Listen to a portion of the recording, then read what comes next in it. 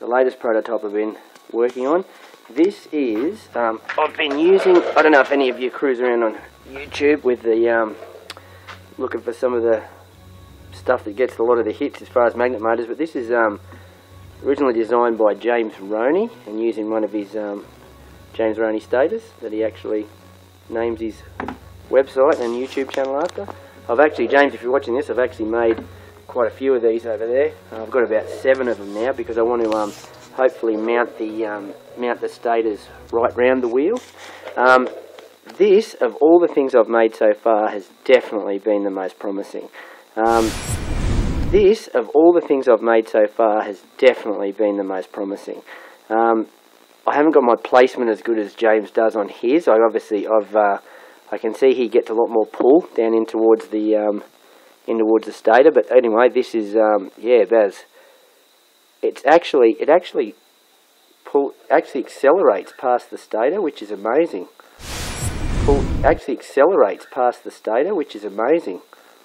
As you can see, it sort of pulls the magnets in and then accelerates out the other side.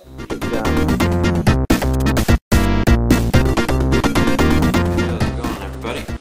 So tonight I did a copy of the James Roney one-way magnetic stators, and I copied everything to what he did in the videos, except I used a higher grade metal. You can see this is the ABS and the juice can lid, tape, that silver part. Made with a little bit of iron and molybdenum, I think the name is.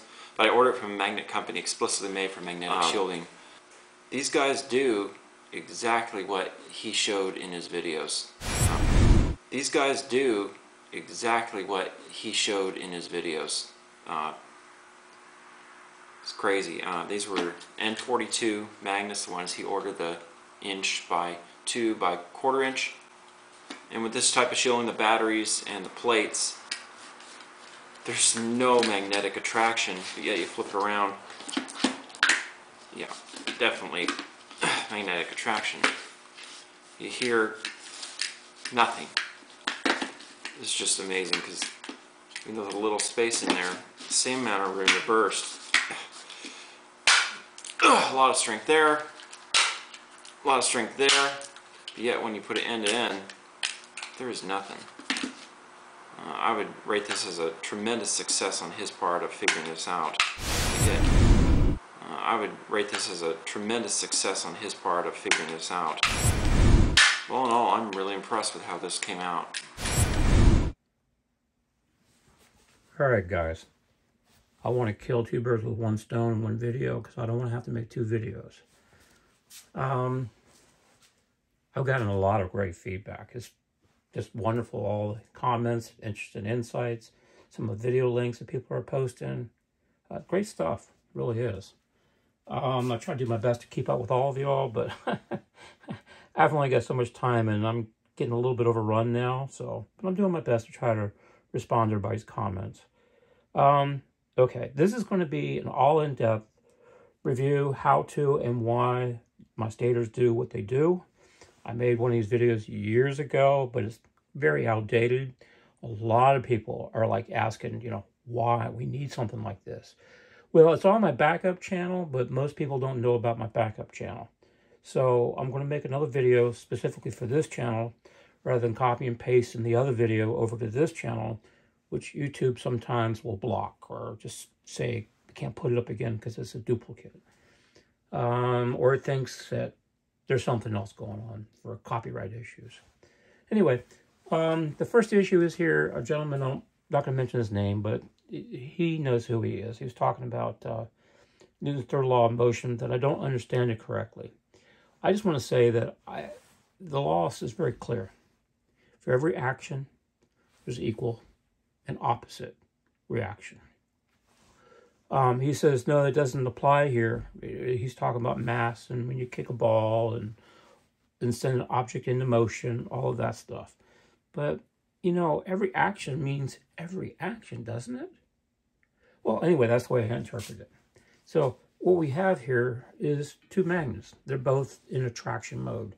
So what I did is I set up a simple little demo for the gentleman to show why I believe that this is Newton's third law of motion, which states for every action there's equal and opposite reaction, is at work here, okay? So watch this. If for this action, there'll be an equal and opposite one, which will says, hey, wait a minute, come on back, where are you going? And it goes here, and then this magnet goes, hey, wait a minute, where are you going? It says, come on back this way. And it'll go back and forth until it finds its equilibrium in the middle, of course. So here we go, is the actual test. See, if every reaction is equal and opposite reaction. This is why raw magnets trying to make a wheel turn don't work. Because whatever inertia we might gain in one direction, we lose it going in the other direction. So one cancels out the other.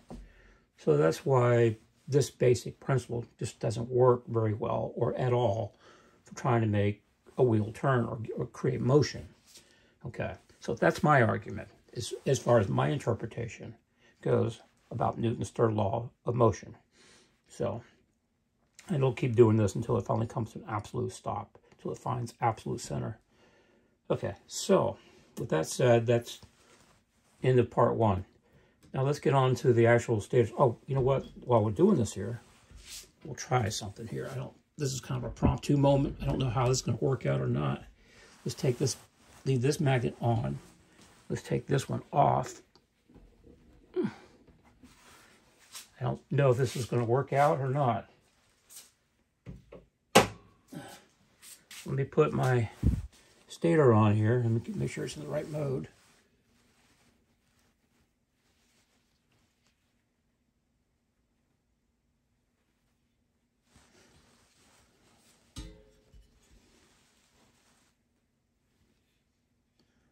I believe this is the right way.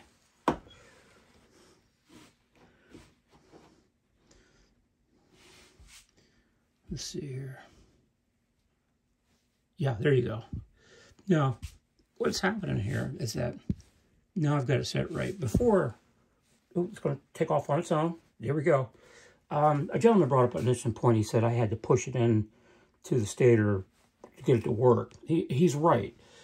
Something the way I had it configured the other day, the way this was tilted, how far away it was to the wheel, a lot of little tiny things.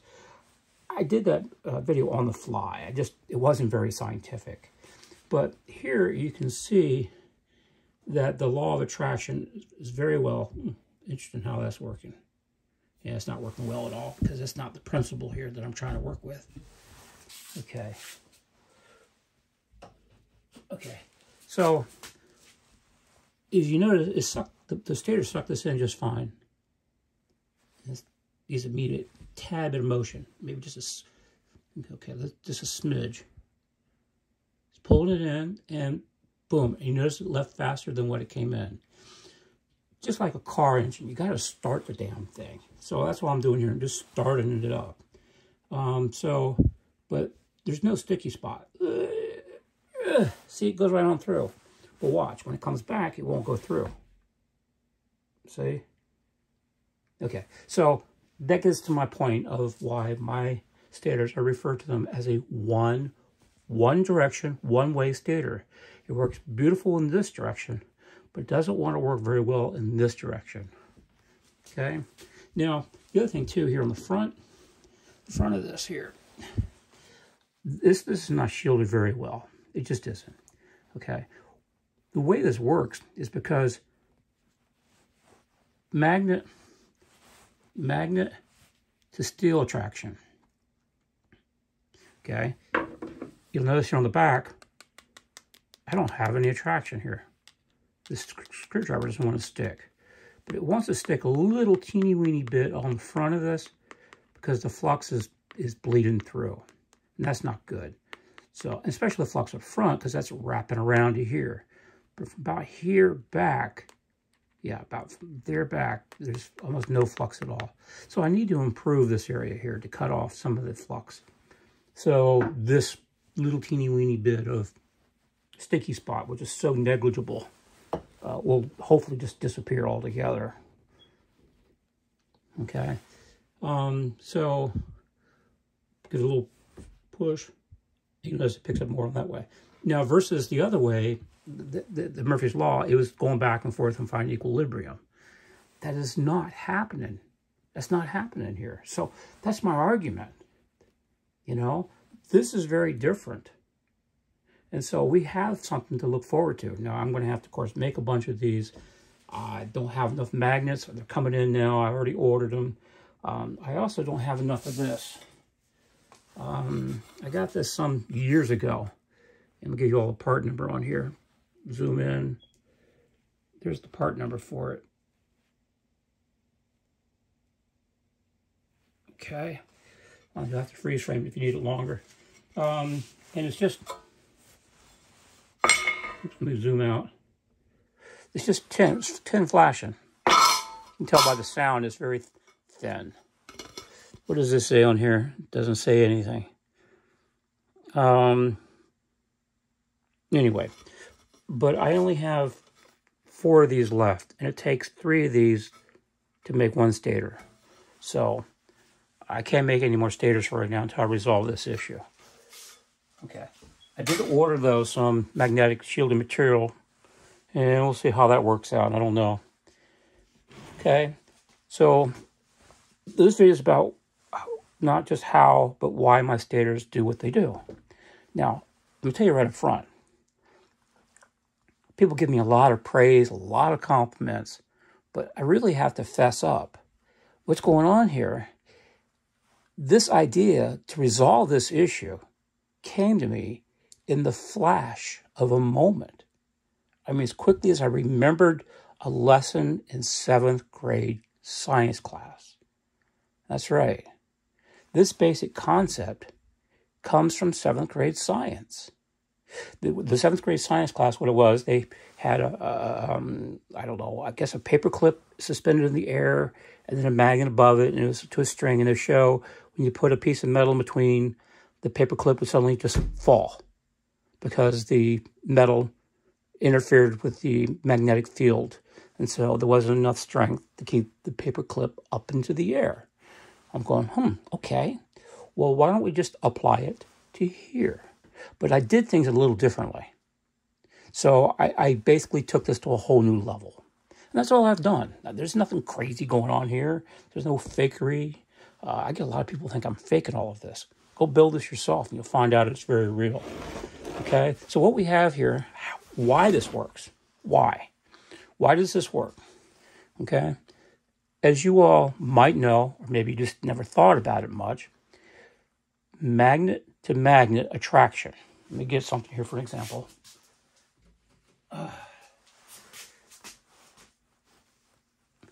This is a magnet on top of a magnet. Let me zoom in.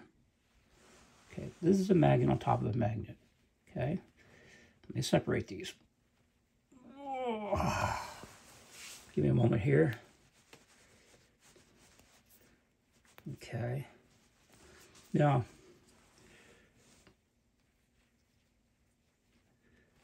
magnet to magnet attraction is far stronger, more powerful. There's more pull power than there is magnet to steel. I can take this off with the greatest of ease. Even if it was a bigger chunk of steel, it's not that hard to take off. I have this steel stand behind me.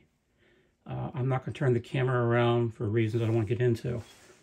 But I have a steel stand where it's about 6 feet tall, it's 4-sided, it spins around in circles.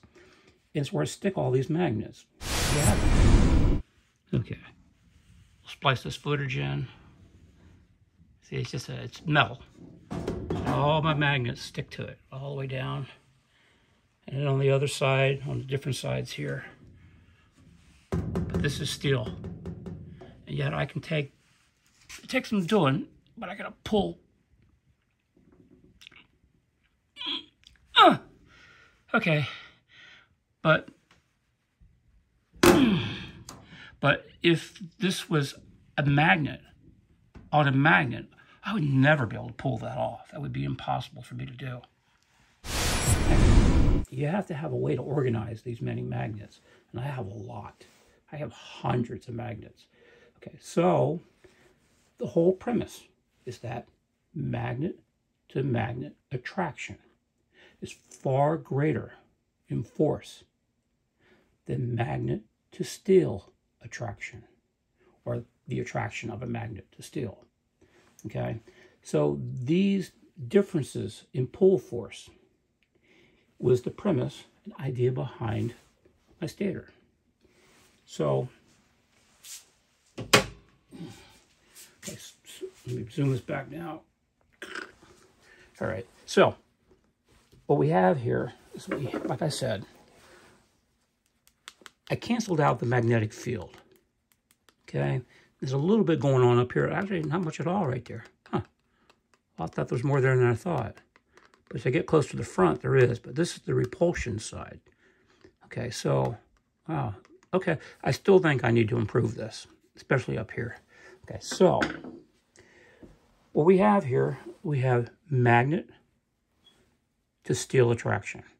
This pulls the magnet towards this. Okay, then as the magnet comes towards this, the cutoff point is literally dead center. This is where the transition is. It goes from pull to repel from exactly the middle point. You can feel it on the wheel when you're playing with it. So at this point, now this is in repel mode, and that's when it just kicks it out.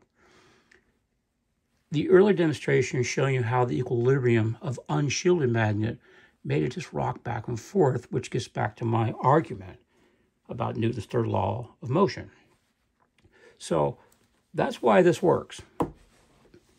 We have shielded the magnetic attraction in the back. So that way when it passes over, there's less counter drag, or not the strong counter pull that otherwise would be taking place. So that's the whole why this all works. So that's why it wants to work this way with the greatest of ease, but it doesn't want to come back that way and keep on going. But yet you can go this way. It comes through pretty well with the greatest of ease. Now, I already took down the other stators. There's another video, go back 2 or 3. You'll see where I had 3 more, and he goes boom, boom, boom, boom, boom, and the last one just pew, kicks it right out. Okay? The whole idea here is to take this net gain. By the way, that's very important here. Under Newton's third law, there's not supposed to be any net gain. We shouldn't gain anything because one side cancels out the other side, and this side cancels out this side, and that's when we get the rocking motion. Okay? That's not happening here. We are having more force of energy coming out this way that actually sends it on its way rather than pull it back than we do reverse or counter drag, however you want to phrase all of that. So that's what's going on here. It's just so simple. It's a no-brainer, I would think. So what's going to happen here when I get completely set up, I'm going to try to get rid of the wheel and use plastic, something else besides metal. I'm going to get away from all this metal stuff. This is not going to be here. I did this, put this here out of desperation, just something to use real quick the other night. That's these darn things. These are used to hold up racks up on the wall. They're used to hang commercial racks for stores, department stores, which you in turn hang merchandise on. I used to own a gift shop, and these are just left over from the gift shop. That's all these are. Okay, I just used them in a pinch. Okay, so I'll be going all plastic, all brass washers. Anything I use will be brass if I have to use any kind of metal. I'm not real good about how to fashion and bend plastic to make the parts I need. I'll figure it out. I mean, that's not a problem, but it's going to be a delay, but it needs to be done. Okay, so how are my stators built? And that's the key part here. So I want to move along here. I don't want this video to go past a half hour. So this is what's happening here. Let me put this down here. What you can't see here, the raw magnets right here. Here's another one without the tape across the front. See, it's interacting too with that. See how that's working? I'll have to repel it. Here, I'll put this on here. Now, this is an older stator. Yeah, this was my second one ever built. It's okay. See, is this the right way? Nope. I guess it goes this way. Yeah, okay, it goes that way. Okay, let me hold this on here. Put it back here. Let's see how well this works. It doesn't work very well. Oh, maybe I have this backwards. Hang on a second. Now let's try it. Oh, there you go. Okay, I had it backwards. Boy, that really kicked it out, didn't it? Let's see if it wants to just be sucked in. Yep, it's going to suck it in. There you go. Now that apparently has 0. See, it doesn't want to go the other way. See, this one here, I'll have to really go back and revisit how I built this, because this one here showed 0 sticky spot, whereas my premium stator that I built last apparently has a little teeny weeny bit of a sticky spot. So, but this one doesn't have a sticky spot. It just wants to suck the magnet right on in. Let me start from a dead stop. See, just pulls it right on in, because we have what? Magnet to steel attraction. So that pulls it in. Look at this. It started from an absolute dead stop. Did you see that? Look at this. It started from an absolute dead stop. Did you see that? That was a dead stop, and it started on its own. I didn't mean for it to do that. Okay, so anyway. So that's magnet to steel attraction, and then the inertia or momentum takes it past the end of the stator, the edge, and this light forces, because this is north or south, that'd be north and south. In other words, here, let me find out what's going on here. Here's my new tester. I couldn't find the old one. I haven't even tested. I put batteries in this. I don't even know if this works. Okay, let's see if this works. Okay, it works. It says that's north. Ah, something's not right. This is saying this is south, and that's saying it's north. That would be attraction mode. These two would be attracting toward each other, but they're not. They're repelling each other. So I'll have to do some tests with this on the side and just see if there's something screwy going on with it, because that's not correct. These are in repulsion mode. Okay, so anyway, look at that. Right from dead stop. I mean, it was already going that way, and it pulled it back. Did you see that? Look, watch. Let me turn it. Let me push it back the other direction a little bit. Watch what happens. I may have pushed it too far. Let's see. No, it's still going to come. Here we go. And there you have it. That's my point. So if I had another stator, I guess made with this design and quality, and then had another stator here, then of course here and all the way around, this magnet would leapfrog from one stator to the next, to the next, to the next. That's the whole premise here. This looks very promising. I swear to God, this is a horse. I'd be betting on it. Okay, so how are these built is the key. Like I said, I got this idea from my 7th grade science class. Okay, so all it was is, okay, we need to create a shield between the magnet and this magnet. Oops, and this magnet. Okay, so my design concept was very simple. We have to make sure that as this magnet approaches this stator here from behind, oops, God, these things are hard to move. This side's not shielded, as you can tell.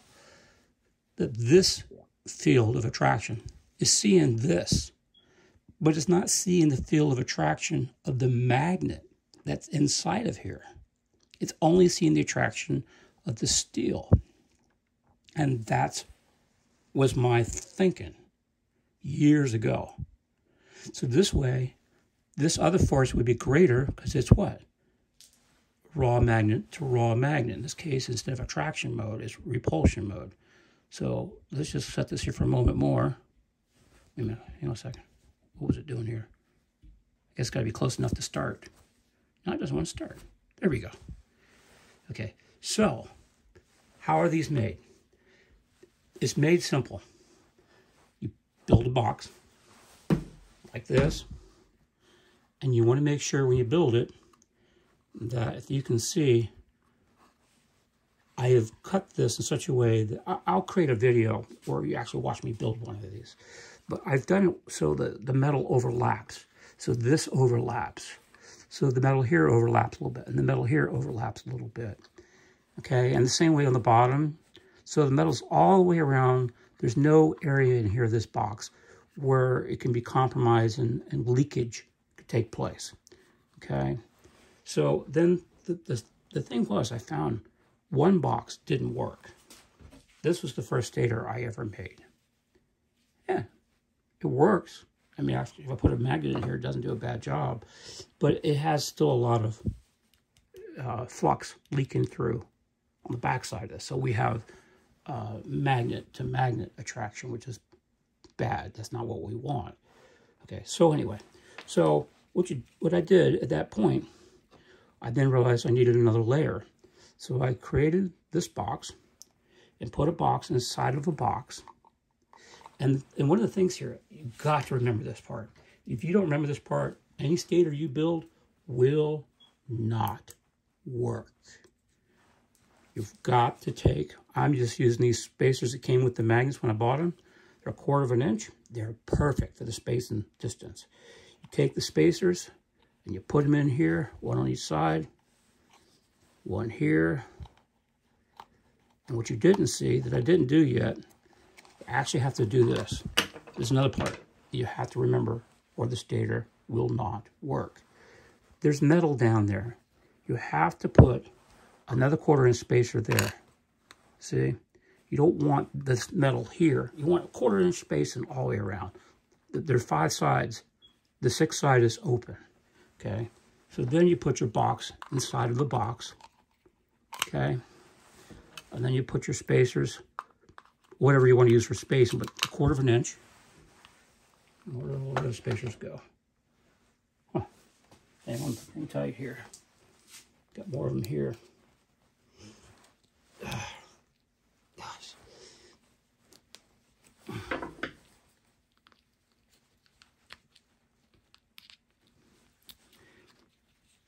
I don't have a knife handy on me.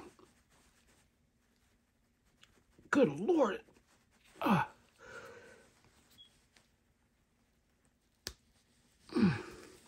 Okay. So, then of course you want another spacer here. 1/4 inch spacer up in here.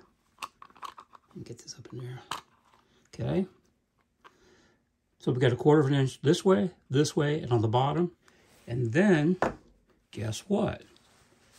You have to do this again on the sides. So you have to put one in here. And I don't have another spacer here unless I tear another one open, but we still have to put another one in here. Okay. So now we know for a fact that when we put the magnet in here, that's this. That's this little guy right here. This here is an N42 neodymium magnet, 2 inches this way, 1 inch this way, and a 1/4 inch thick. I just found these to be sweet. That's what I use. They're not real expensive, and they're not real cheap. They're kind of in the middle of the road. They're not bad. Anywhere from $8 to $10 a piece, depending on where you buy them from. Okay. So anyway, so you take that, and of course, you would install that now in the middle, down there. Boy, it's hard to move around in there. There we go. But that other box inside of there also needs spacers. So you have to have a 1/4 inch all the way around in that box, which is not available because that spacing, at the time when I made my very, very first stator, I didn't have quite everything figured out yet. So then lastly, you would build one more box and put that in there. So you have a box within a box within a box, 3 boxes. If you build all these really tight tolerance, I mean really tight, do precision job, then it will look slim and sleek like this. This is 3 layers, but it takes some doing to make it tight tolerance like this. Anyway, so that's how my stators are built, and that's the premise behind my stators, why I made them the way I made them. So it would then, let's see, just take this away. Let's go back to the 3rd stator I ever built. I guess that's this one here. Which one was it? Yeah, it was this one here. Guess we'll put this one back up. And that's wrong. Flip it. Yep, there we go. Okay. Oh, I got this wrong. I guess it's got to go this way.